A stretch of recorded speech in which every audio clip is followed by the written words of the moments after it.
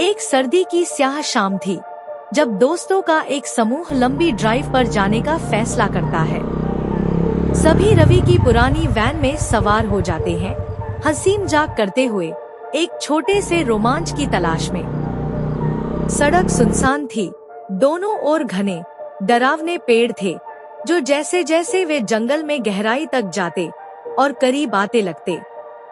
जैसे जैसे रात गहराती गई, एक घना कोहरा छा गया जिससे आगे की सड़क देखना मुश्किल हो गया। रवि, जो गाड़ी चला रहा था, ने वैन की रफ्तार धीमी कर दी और फॉग लाइट्स ऑन कर दी। वैन के अंदर का माहौल गंभीर हो गया। पहले की हंसी अब एक अजीब सी खामोशी में बदल गई। अचानक सड़क के किनारे एक आकृति दिखाई दी, हाथ हिलाकर लिफ्ट मांगती हुई। वह एक औरत थी जो एक फटे पुराने सफेद कपड़े में थी। उसके लंबे काले बाल उसके चेहरे को ढक रहे थे। अनिच्छा से रवि ने वैन रोक दी। औरत बिना कुछ कहे वैन में चढ़ गई और पीछे की सीट पर बैठ गई। दोस्तों ने एक दूसरे की ओर चिंतित निगाहों से देखा, लेकिन कुछ पूछने की हिम्मत नहीं की। जैसे जैसे वे आगे बढ़ते गए, वैन के अंदर का तापमान अचानक गिर गया। ठंड इतनी बढ़ गई कि उनकी सांसें भी धुआं बनकर बाहर निकलने लगी। औरत चुपचाप बैठी रही, उसके बाल अब भी उसके चेहरे को ढके हुए थे।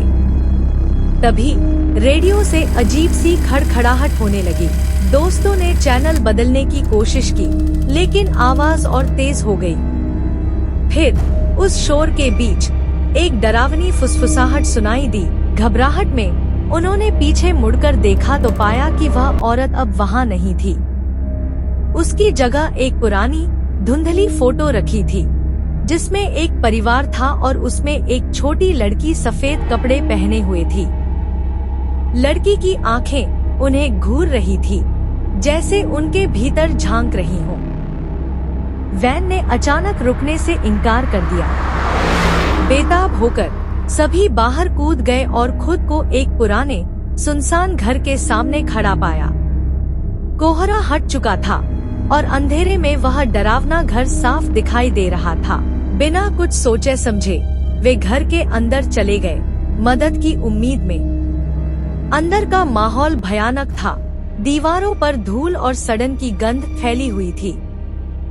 दीवारों पर और भी तस्वीरें टंगी थी, सभी में वही छोटी लड़की थी।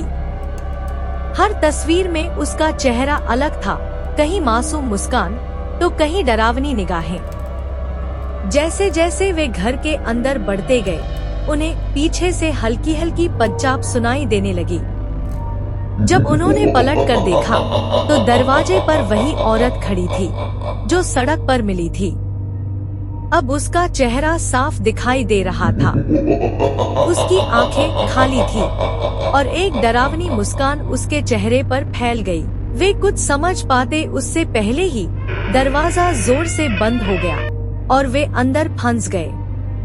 उनकी आखिरी आवाज उस औरत की थी जो फुसफुसा रही थी, अब तुम अपने घर आ गए हो। अगली सुबह वैन सड़क के किनारे खड़ी मिली। दोस्तों का कोई निशान नहीं मिला, लेकिन गांव में एक कहानी मशहूर हो गई, एक भुतहा घर की जो जंगल के बीचों बीच है, जहां खोए हुए लोग भटकते रहते हैं। अगली सन्नाटा सवार की तलाश में।